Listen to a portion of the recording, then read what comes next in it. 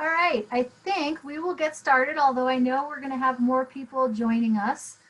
And one more time for those of you that just joined us. Again, Meg Ryan here with the Utah League of Cities and Towns, and good morning. Welcome to day 2 of the joint annual convention here with Wasatch Regional Front and with Utah APA chapter. We're so glad to have them as partners, and today we'd like to thank Gilmore Bell first off as our sponsor of this session, and thank you for all our sponsors throughout the session here to help us make this virtual conference happen. But today I want to go over just a few rules of the road, and I know I see some of you are still joining, so get settled in. And I'm sorry that we can't see you, but we can see your names and see that you're joining, so good morning.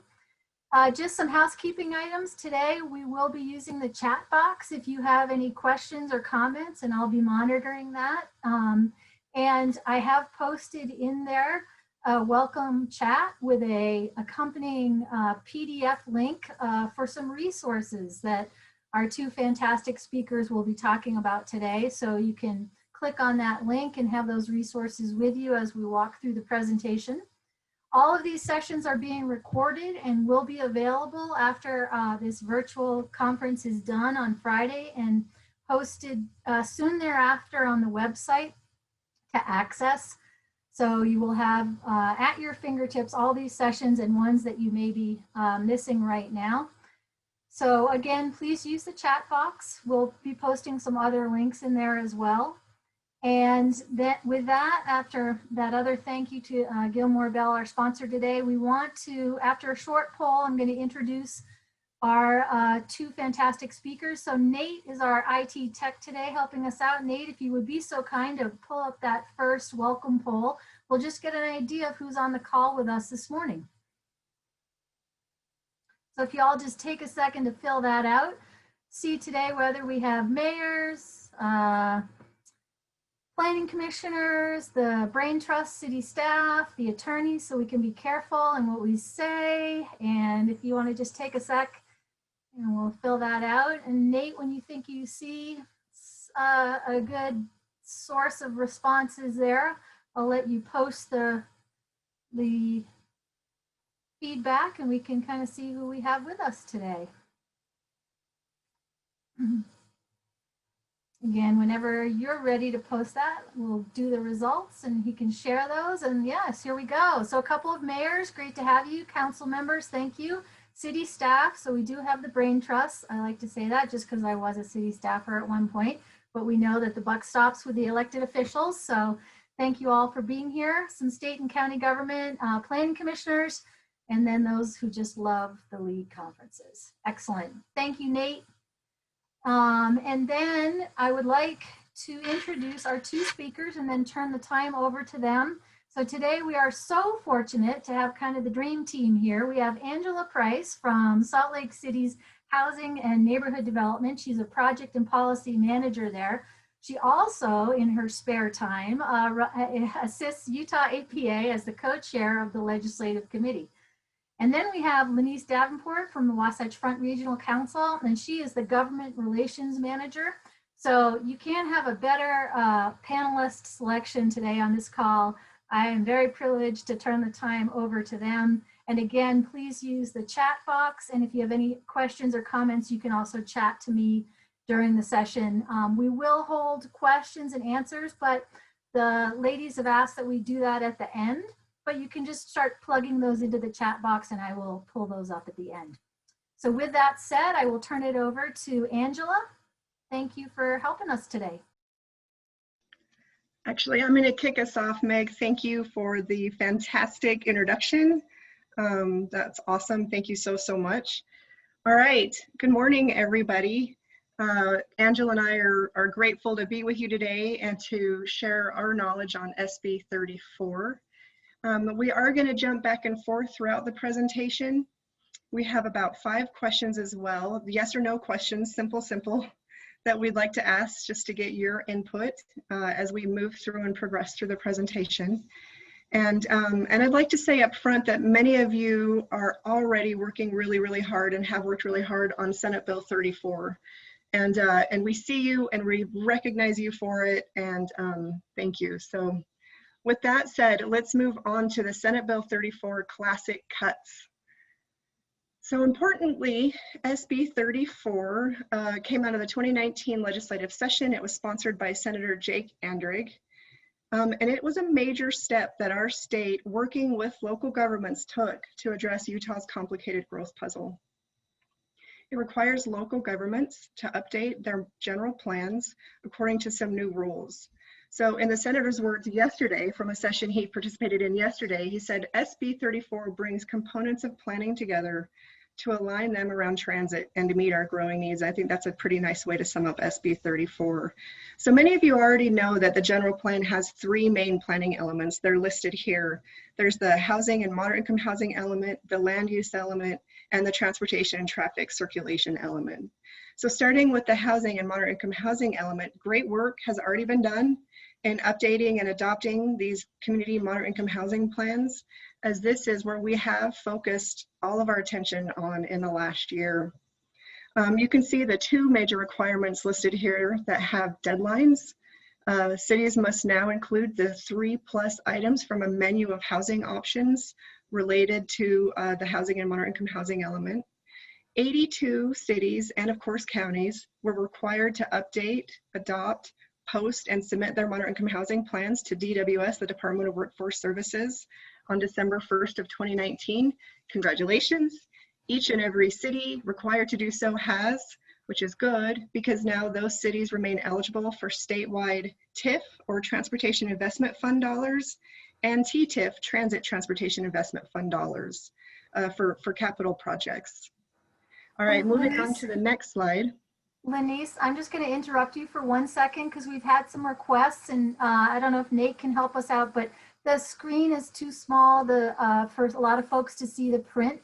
And so that could be their screen, but also I don't know if we can, you can enlarge it, Angela, the PowerPoint a little bit, and maybe make it a full screen. I'm not quite sure, but anything we can do to make that a little bigger, I'll let you play with that, Angela. And thank you, Tyson and David. We're working on that, and I will now let it go back to you, Lenice.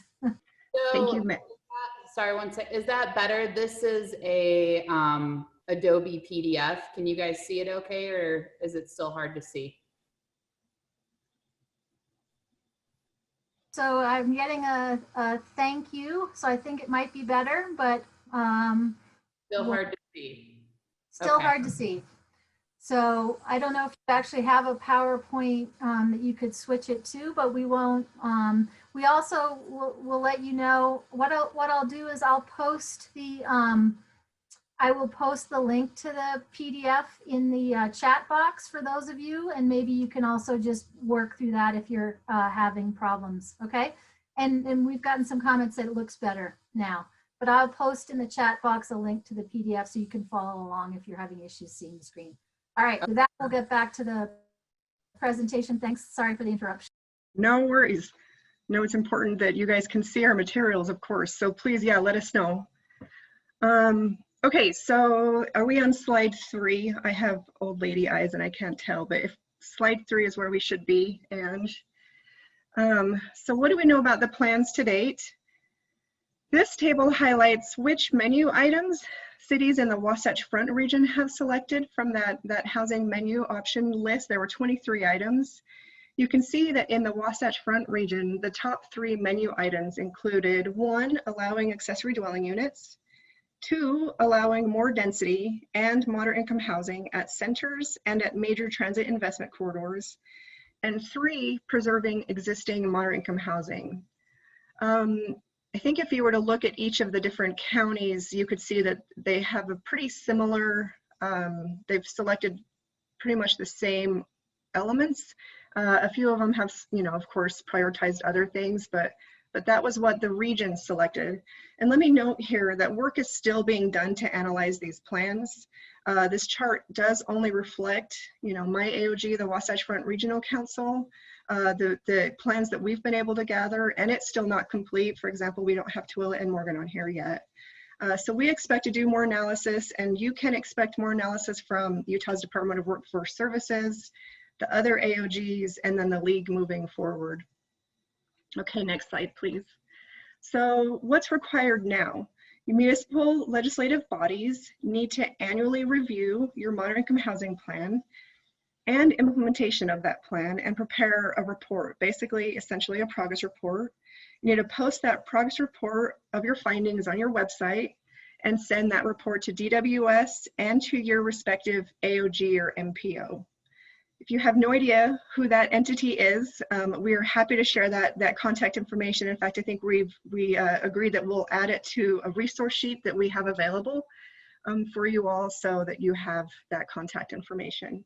So this progress report is a reflection of how you are implementing the goals and objectives that you've identified in your moderate income housing plan.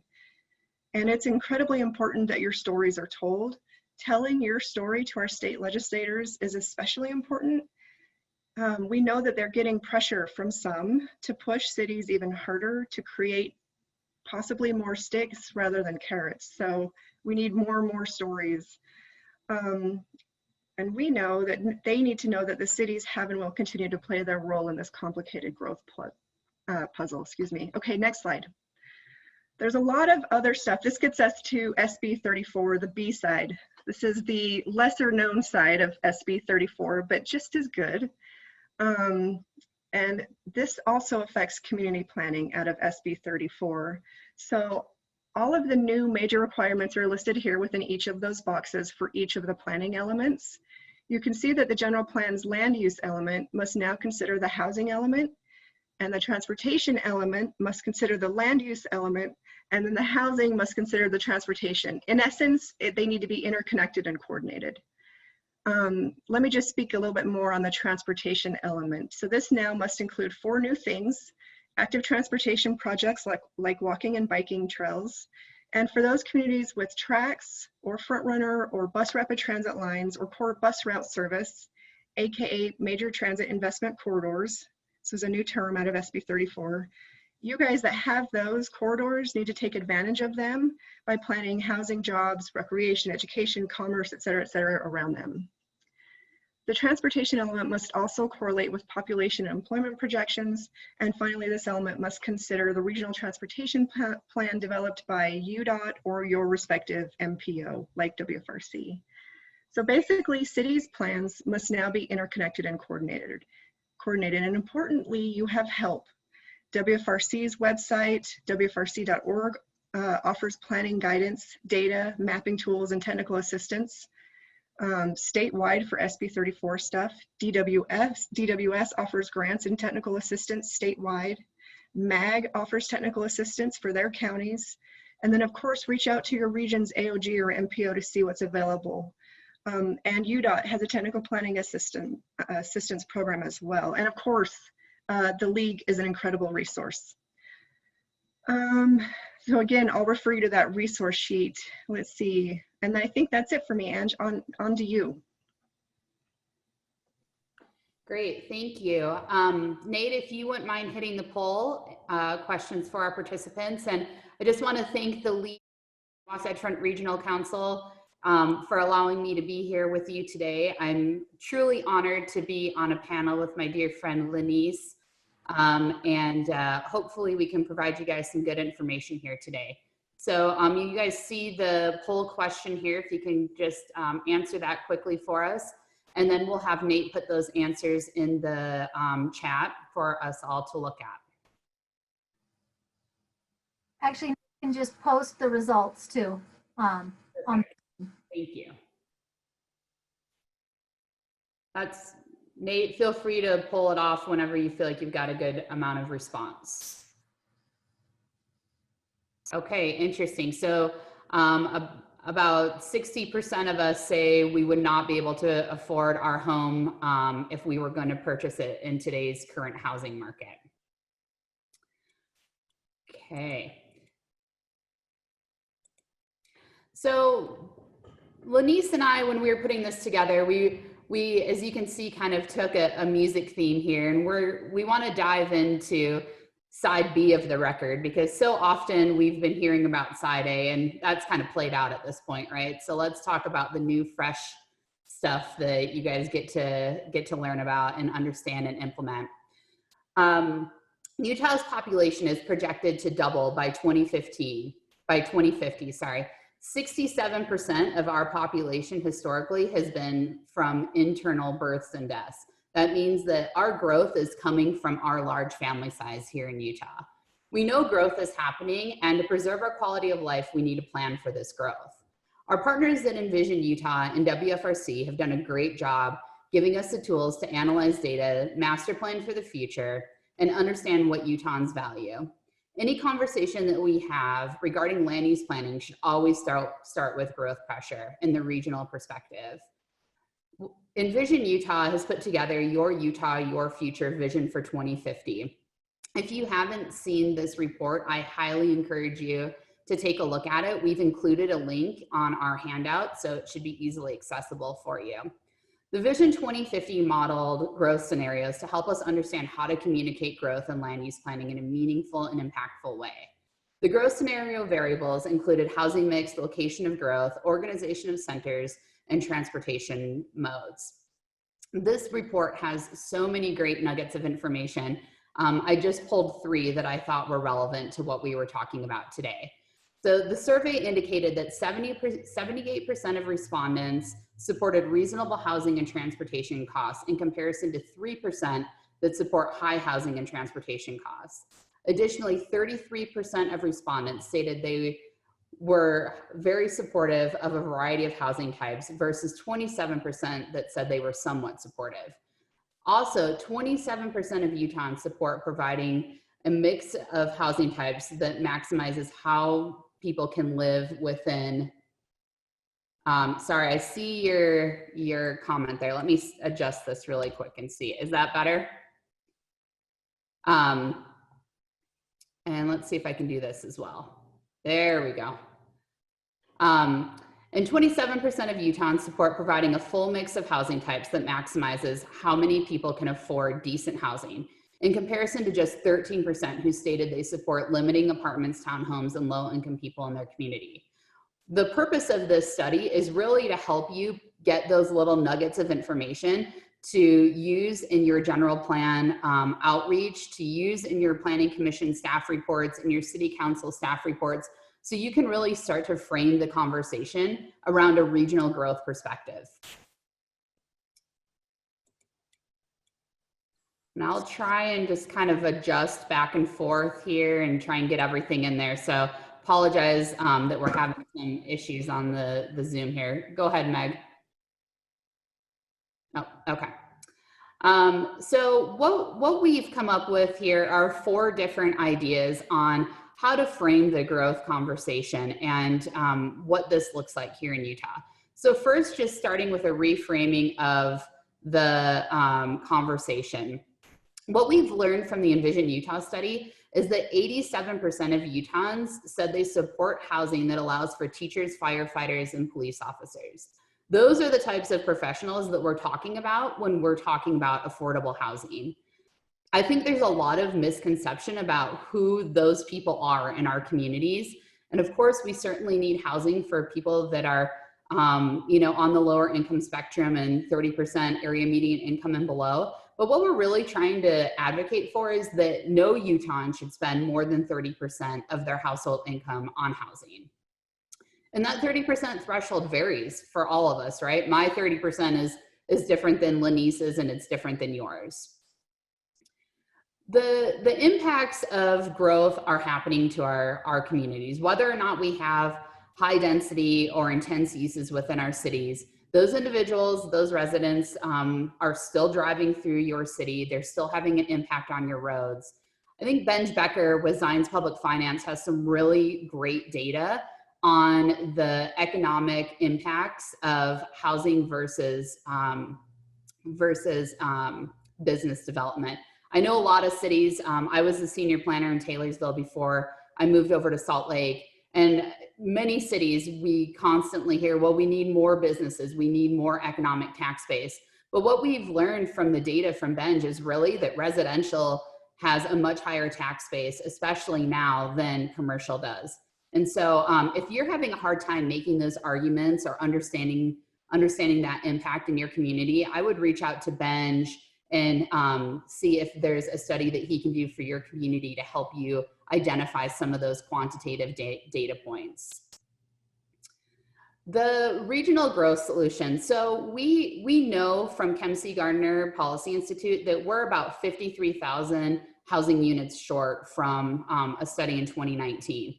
So we have a housing shortage. We're trying to build our way out of this, but we're really, we need a lot of housing units.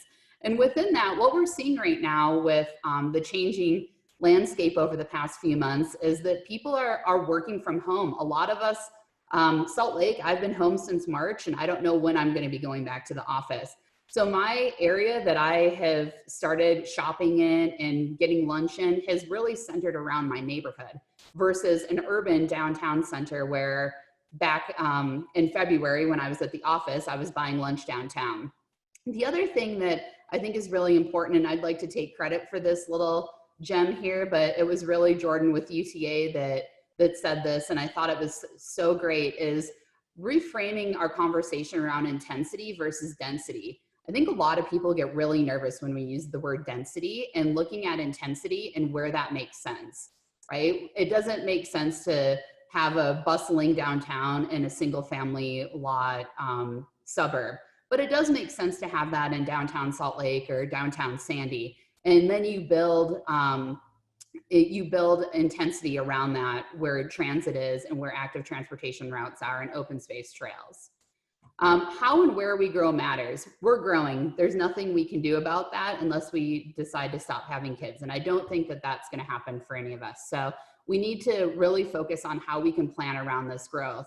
And I think that a lot of people are scared of growth because it's going to impede their quality of life or the values that they hold true to themselves. And part of that is placemaking and really creating a sense of place and a sense of community, looking at scale and how that relates to the surrounding land uses. And then, and really looking at tying open space into that. I think what we've learned over the past few months is how critically important open space is to our well-being and our survival. And that's why we all love Utah. I know that's why one of the top reasons that I have stayed here. And how this all comes together is within your general plan. I think, you know, as when I was a practicing planner, I certainly got tarred and feathered many times in front of the Planning Commission about a zoning map amendment or a text amendment. And part of that is really having a solid general plan. And part of SB34 and tying the land use, transportation, and housing elements is to help you create that vision and roadmap for planned growth.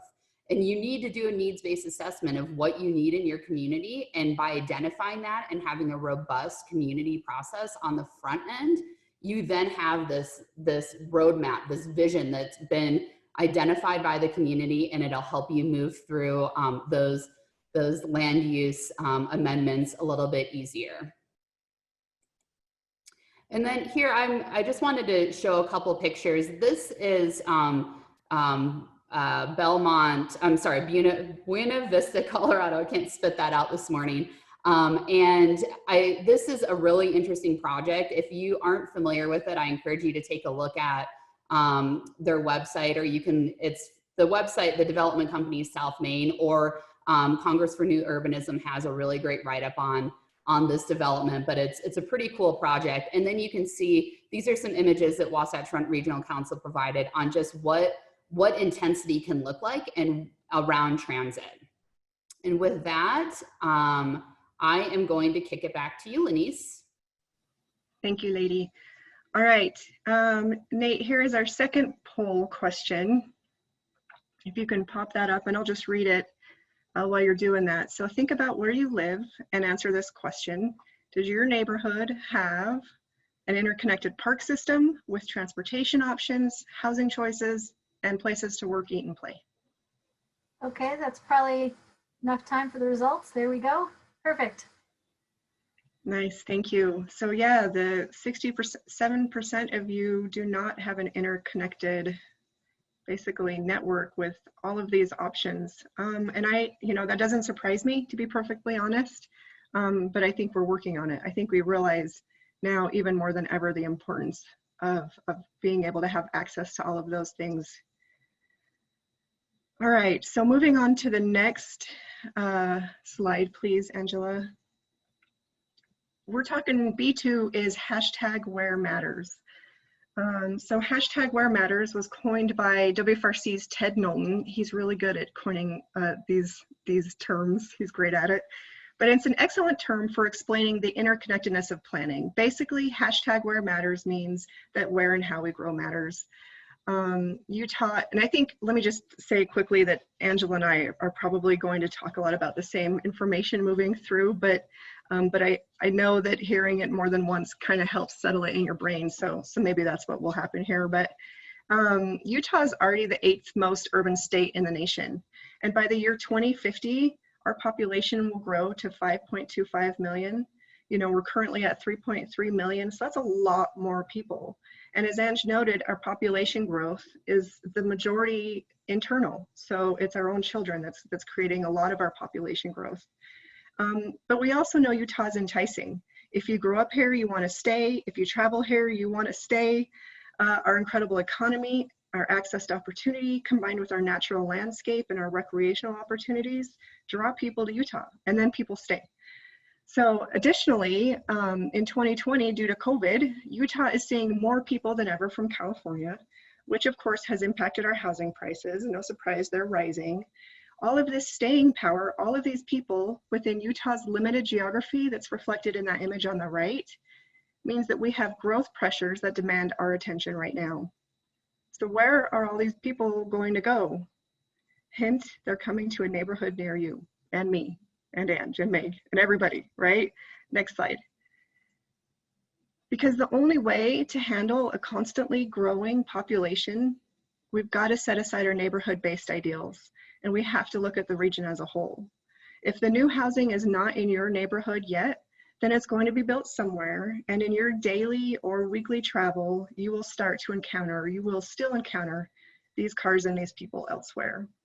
So we posit that the majority of people you know, go where most intense development and opportunities should be is around transit. Keep in mind that this intensity does not have to be all high-rise buildings. For example, you'll see in the image here on the right, this is Paris, France.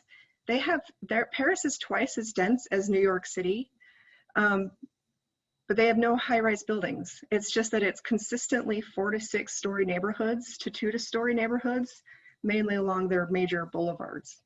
In Vancouver, Canada, for example, basement units are built with a ground level unit and a second floor unit. So they look like single family households, but really there's actually 3 households living there. So when we create this intensity in centers with more intense, dense, and compact development, we can maintain our green space and our open space elsewhere. This is really important, right? When we center our development, it allows us to maintain our valued and needed open space and green space. So this conversation is more important now than ever. We do need to discuss these regional solutions to growth challenges, because as we know, a city can only sprawl so far. And we need lots and lots of good examples. We need to tell our story. So next slide, please. The Wasatch Choice Regional Vision is the geographic representation of our region in the year 2050. In the image on the left, you can see that the vision extends from Box Elder County on the north, south to Utah County. And the vision is built on 4 key strategies. 1, to provide transportation choices. 2, support housing options. 3, preserve open space. And 4, link economic development with transportation and housing decisions. Many, if not most of you joining us today are already very familiar with the vision, as you helped create and shape it. Thank you. It grew out of local general plans. It's based on input from partners like the League, UAC, APA, UDOT, UTA, MAG, Chambers of Commerce, Envision Utah, and the Gardner Policy Institute. So the vision identifies existing and planned roads, transit, active transportation, as well as housing, jobs, and open space and parks. So looking at the image on the right, you'll see existing and planned transportation and land uses around Roy City and Weber County. The colored polygons denote centers. So these are the orange-ish looking polygons.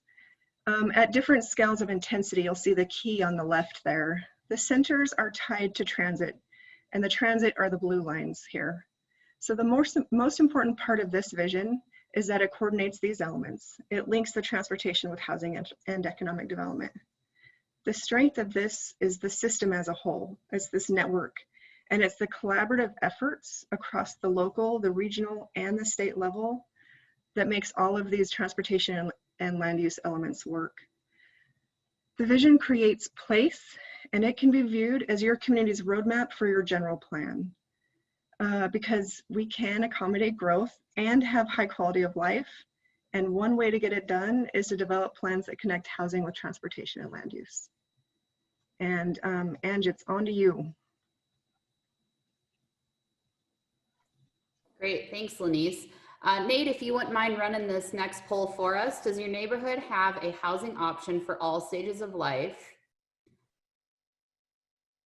From starter homes for young families to homes seniors would want to live in and everything in between.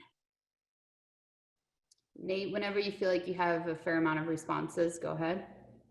All right, so it looks like 56% of you stated that your neighborhood does have options for multiple stages of life versus 44% who don't.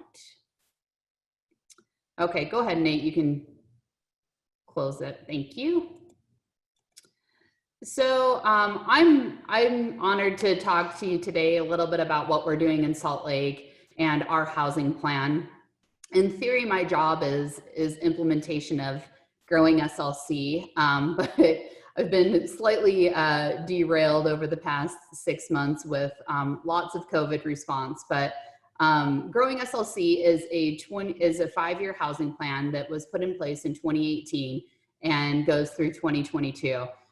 In the next few months, we're going to start working on our next housing plan and getting the wheels in motion for that.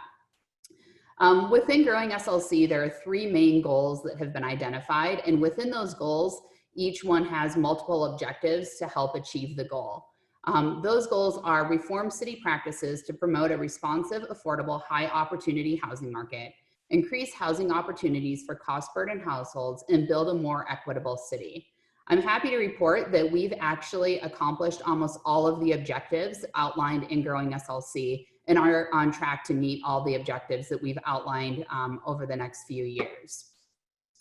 Salt Lake City, while the housing plan is housed in Housing and Neighborhood Development Division, that's a lot of housing there, that plan is mostly carried out by other divisions throughout the city, like the Redevelopment Agency and the Planning Division. Over the last 4 years, the city has invested over $64 million in affordable housing with the development of 2,539 affordable housing units, plus hundreds more in the pipeline. Salt Lake has accomplished 22 of the 23 menu items outlined in SB34. And we're currently working on a SRO ordinance that will help us get all 23 of those menu items. Some of the unique things that we're doing in Salt Lake is we have a community land trust. We also have a housing trust fund. And this housing trust fund is what's allowed us to invest so much into affordable housing. We offer development incentives for affordable housing and reduced application times as well. I'd like to just quickly highlight some of the work that our planning division is doing right now, because they are just incredible. And Nick Norris is the planning director and is a true visionary. So what they're working on is an affordable housing overlay district. And what this does is it offers incentives to residents and developers to include affordable homes in development projects. The intent behind the overlay is to encourage affordable housing rather than require it. This would allow for additional height development standard reductions, allowing additional housing types and providing access waivers for a commitment to deed restricted affordable units. The planning division has been conducting a robust public process over the past year or so. And what they've heard from the community is actually pretty surprising.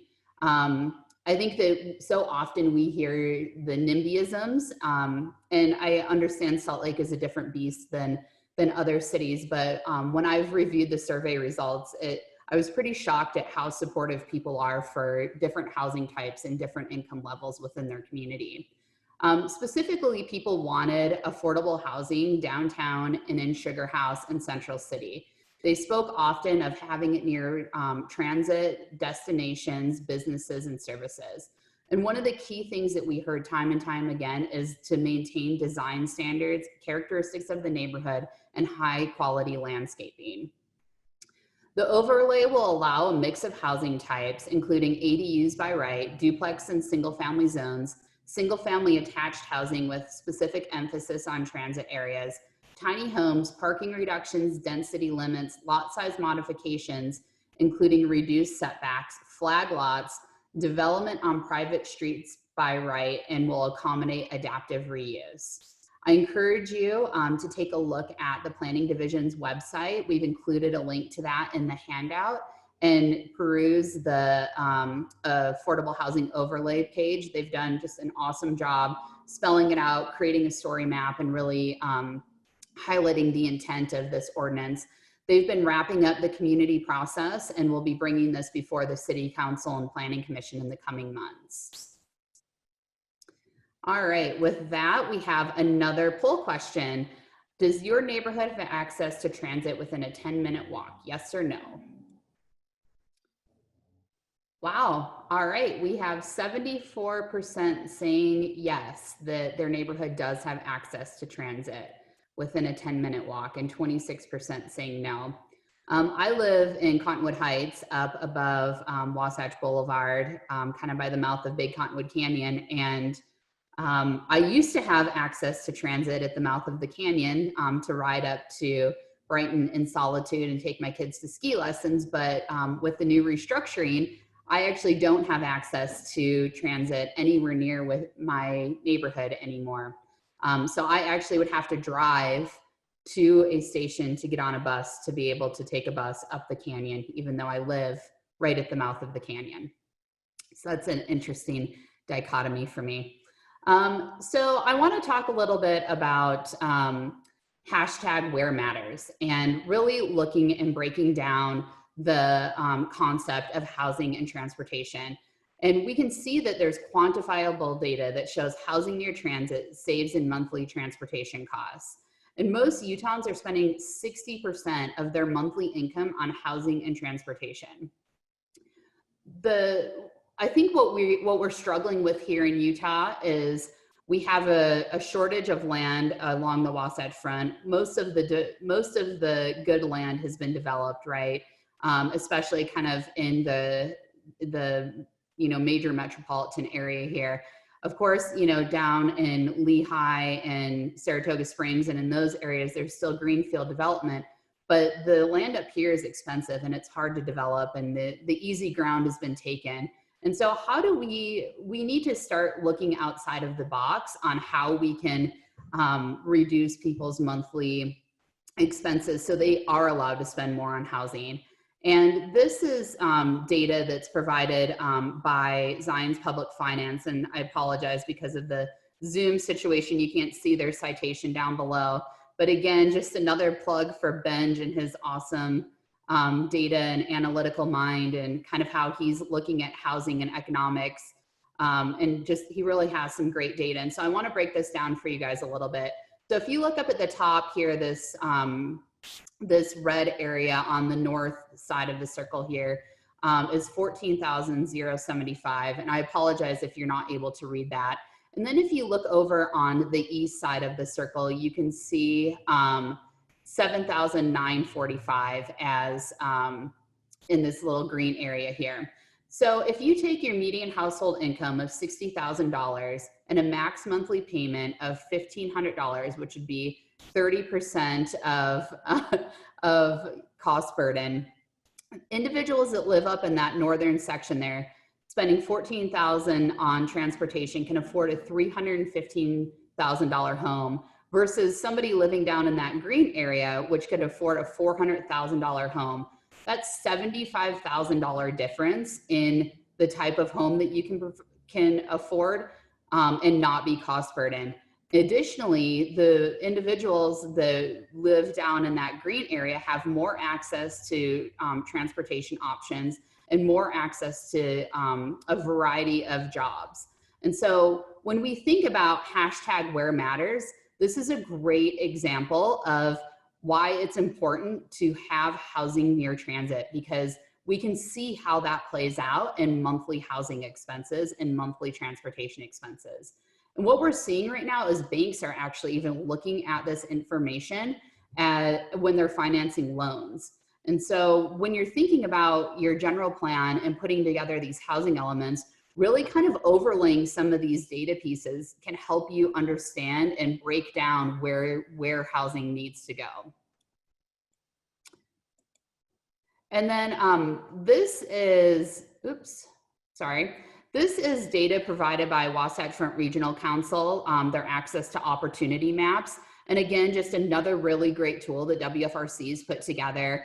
And I know not all of us on this call here today are within WFRC's jurisdiction, but even if you're not, you can still kind of take a look at this data and start wrapping your head around the concepts of linking housing and transportation and land use.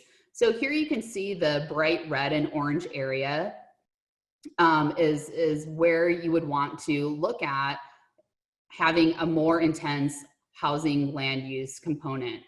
Why that is because there's a major transit corridor that goes through here.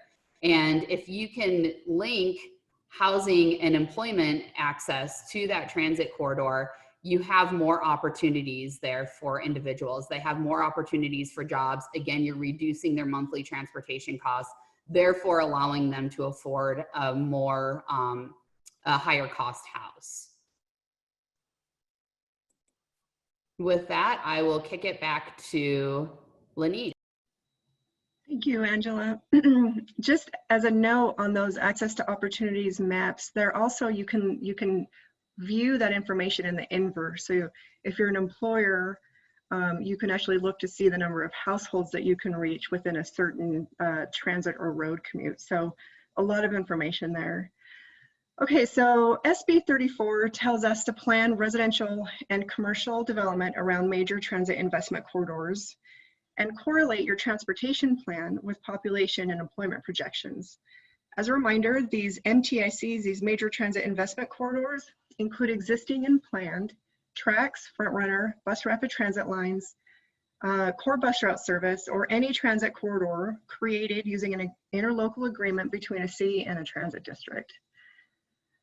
So if you're not sure if you have an MTIC or not, we, WFRC, created a mapping resource with help from our partners at UTA and UDOT that identifies all of Utah's MTICs, all of the lines and stations, and that's on the map here on the left. This is an image, a snapshot of the stations and the transit lines.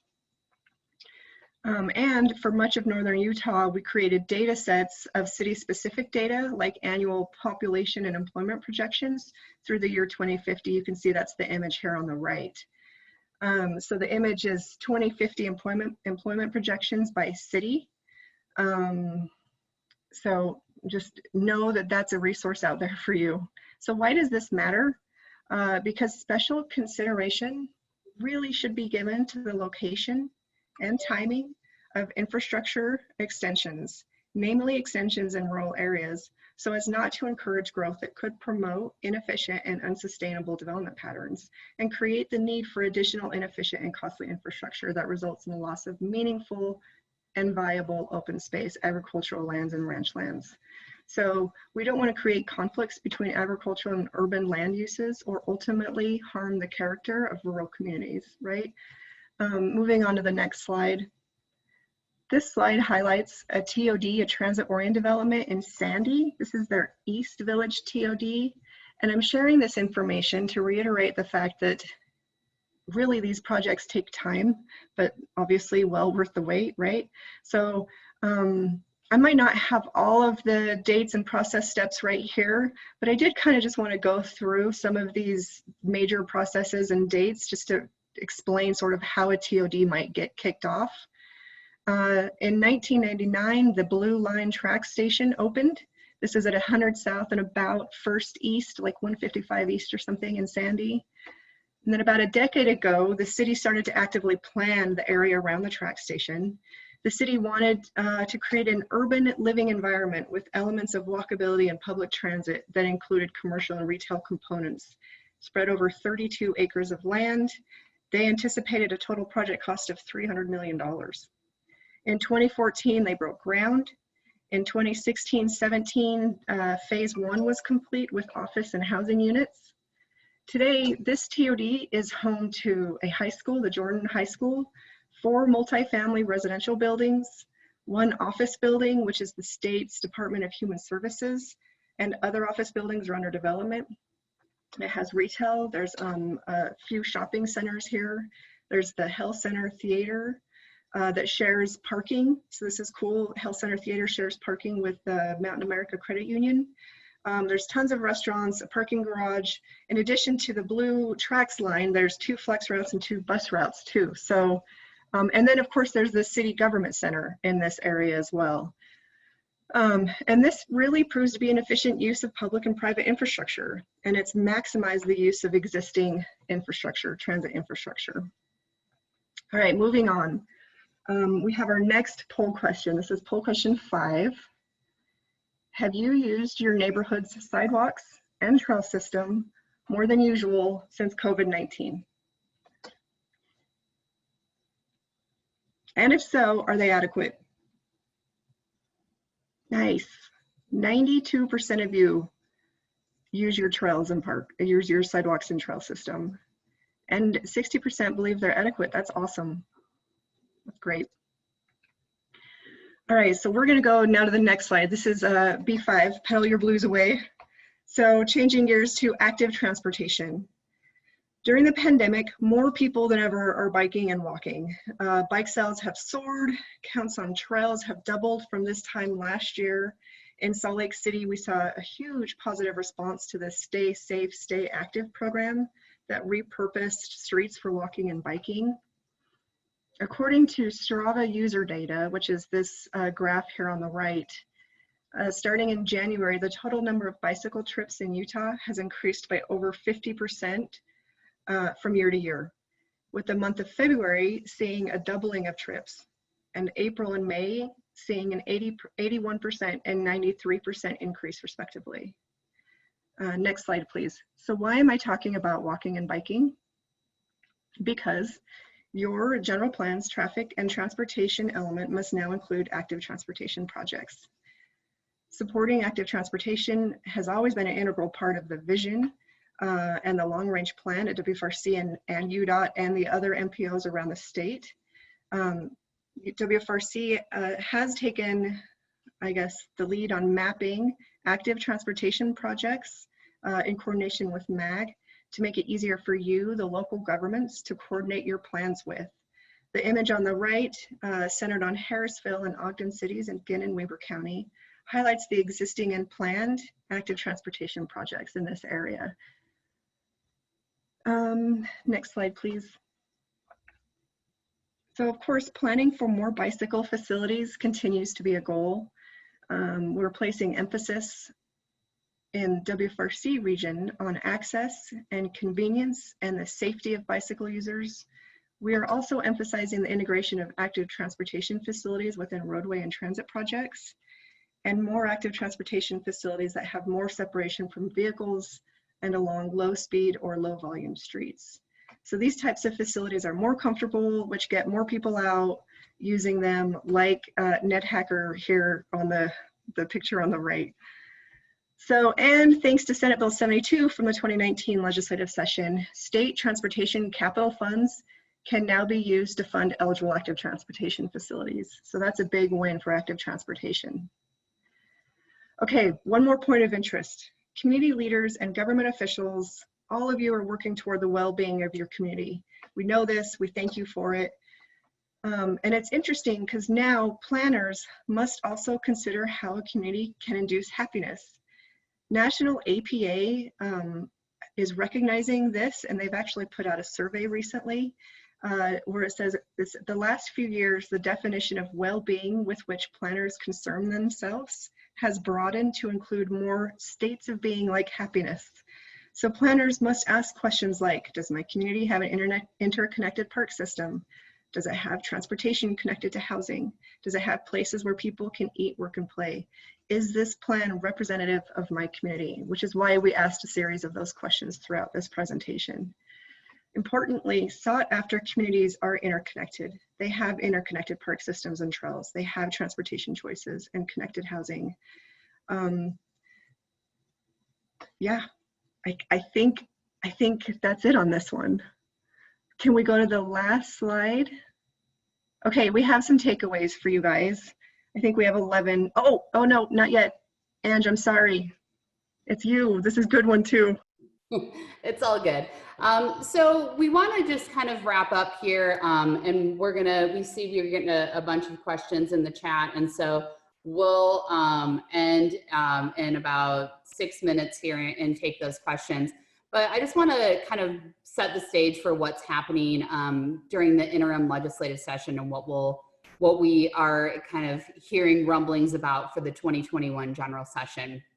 So a few years ago, Senator Harper passed SB 136. You guys may remember it as the bill that renamed UTA, or proposed to rename UTA. Within that bill, there was a provision that allowed for or required a 5-year housing commission. The commission is on its 3rd year, so it has 2 more years to go, and it's called the Housing Affordability Commission. The meetings are open to the public. You always can tune into them if you choose, and can find information on the Utah Public Notice website for those meetings. Within that group, it's chaired by Senator Andrig and Representative Potter. And each year they look at different housing issues, and SB34 actually came out of this commission and the work they did during the interim. This year, the commission has broken into 2 subgroups. One is looking at housing affordability, and housing affordability, the best way to view that is those are the land use things that we can do within our purview. It's creating housing, right? And affordable housing is more of the assistance programs like rent assistance and deed restrictions and tax credits. And so these 2 subgroups have been created. The housing affordability subgroup is chaired by Chris Gamvroulas with Ivory Homes, and the affordable housing subgroup is chaired by Dave and Ashley Spatafor, who are lobbyists for several cities, including Salt Lake. The Housing Affordability Commission is proposing to look at these 6 items. And I'm not going to go into a lot of detail on these, but I'm certainly happy to provide the document that Chris has put together if anybody's interested in that. My email will be at the end, and it's public information, so I'm happy to share that if you want to learn more about these. But what they're proposing and examining is inclusionary zoning, residential design standards. So if you remember in this session, Representative Ray ran a design standard bill, and so it's kind of building a little bit off of that. Impact fees are a huge and very controversial discussion item,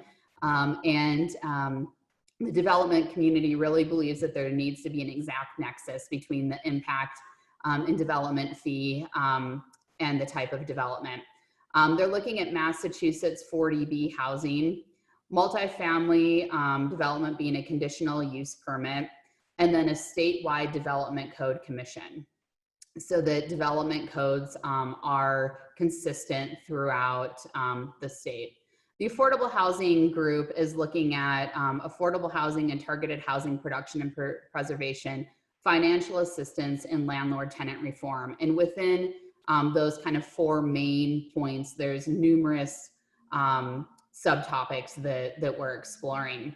Why is this important? Well, we want to maintain local control of our cities, of our land use, and what's best for the residents within our communities, keeping in mind that we do have a regional perspective and a statewide perspective that we need to focus on.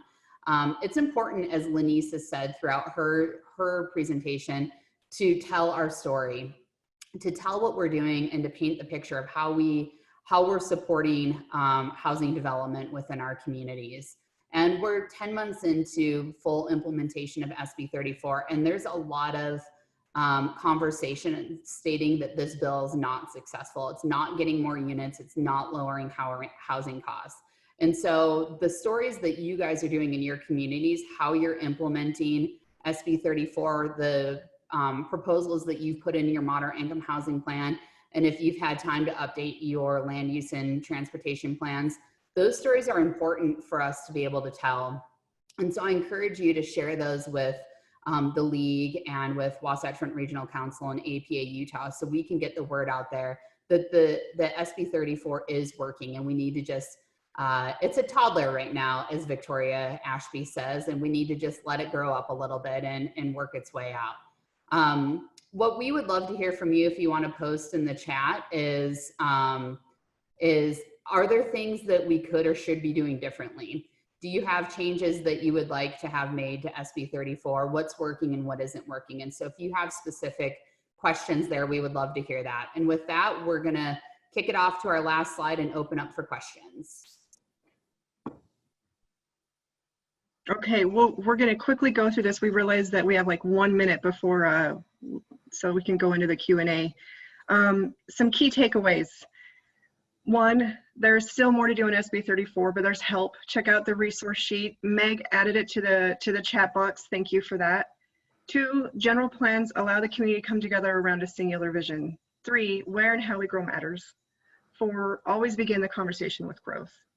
Always begin the conversation with growth. 5, make it relevant. 6, engage lots and even more people. 7, be inclusive. 8, use qualitative and quantitative methods. 9, words matter, intensity over density, public transit over mass transit. 10, don't allow a few loud voices to dominate the conversation. And 11, celebrate success. Thank you, everybody. All right, I think that's it, and we can open it up for questions. Excellent. Thank you so much, Lanice and Angela. I appreciate that. We do have a, yes? Matt, really quick before you go into questions, we just want to point out that we are doing a roundtable today at 3 p.m. on SB34, how we're all doing on housing. And that'll be with me and Jake Young from Salt Lake County, and Carson from the League, and Dave Fields from DWS. And so if you want to chat more or get into the weeds, I encourage you to join that roundtable today at 3. Great, thanks. And hopefully the intent of our roundtables was to try to get some interaction, so we appreciate that. And I know this is somewhat difficult with the chat, but we did get some questions from Diane. And Diane, I wasn't quite sure what city you or town you were from, but Diane had a series of questions. So I'll just start with the first one, which is back to the beginning. I think it was the Envision Utah study, but she wanted to know about how many people were in that study and what cities were respondents. So I don't know if you know that off the top of your head or can get her that at some other point. I apologize. I don't know that off the top of my head, but I believe it was a statewide study. Maybe, I'm not sure if Ari's on here. He may be able to post details on that in the chat. If not, we have linked the study in the handout, and it looks like Lanice may have some. Yeah, I'll just add I was able to do a quick Google search to remind myself of this one.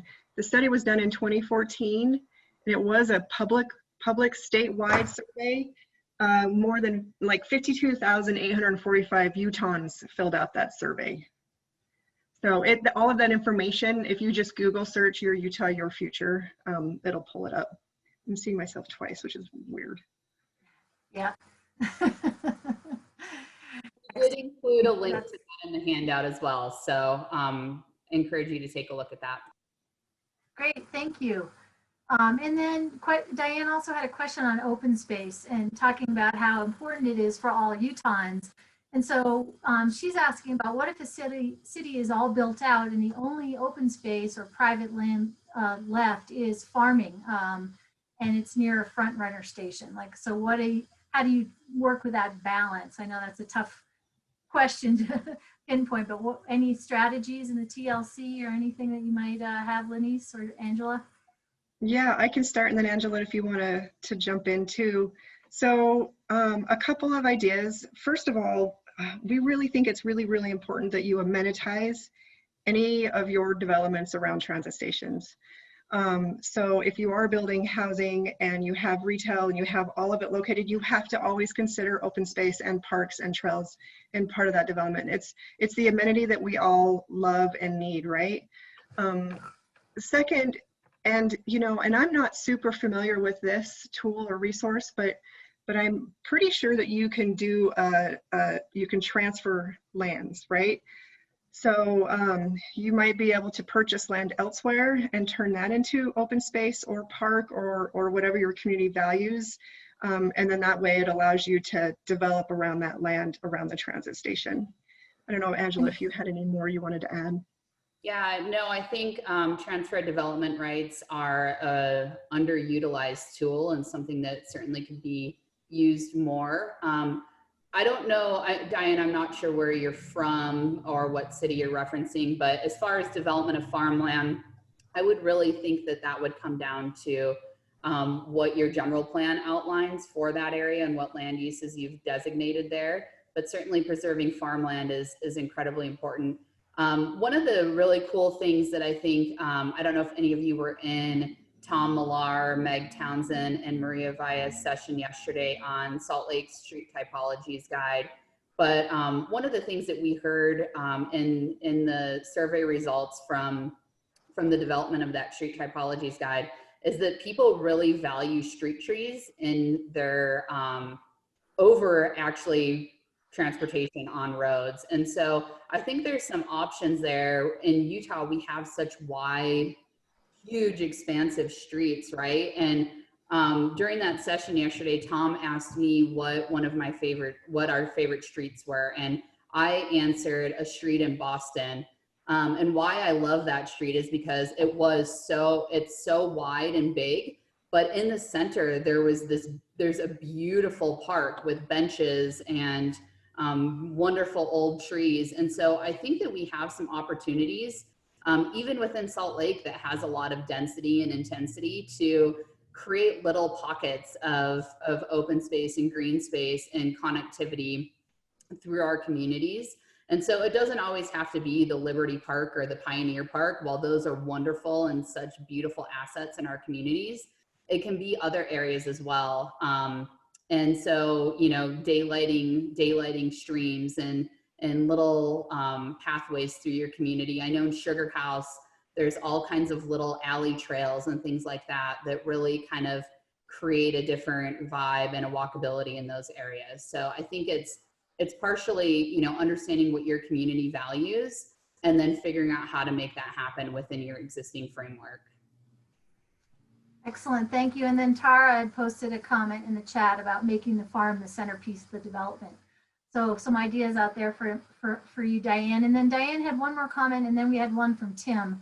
So Diane just kind of brought up the fact, and certainly Diane, you can weigh in if I'm not paraphrasing correctly, but the whole issue of millenniums and housing for them, that they desire or want apartments, and that maybe data is showing that that has changed and it's shifting.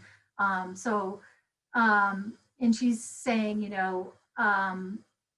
check recent data. So yes, data is out there on all fronts. I think obviously there's always going to be certain percentages that aren't, we can't group holistically that all millennials want high density housing, but I think there is a demand for that in urban centers. And I don't know, Lanice or Angela, if you want to talk about that. Again, it's kind of a balance, and certainly there is new data showing that single family is rising amongst that population, but she just wanted us to discuss that fact and realize that the data sometimes points in different directions, I think.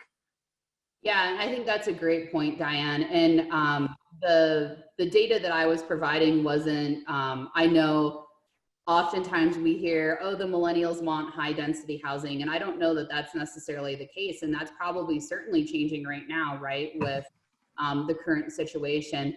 The case I was trying to make there was more for, you can afford more of a house if you're closer to transit than further away from it. But I do think that the intent behind SB34 really is for us to plan for all types of housing, right? The first house I lived in, or the first place I lived in when I moved to Utah, is very different than the house I live in now. And so really it's planning for lifestyle and life cycle housing options throughout your life. Because when you first are in college, you maybe want, I don't know, an apartment with a couple people, and then maybe you get married and you want just a small little 2-bedroom home, but then you start to grow a family and you need a bigger home, and then your kids move out and so you downsize. And so I think the intent here is really just to provide housing options for everybody within your community.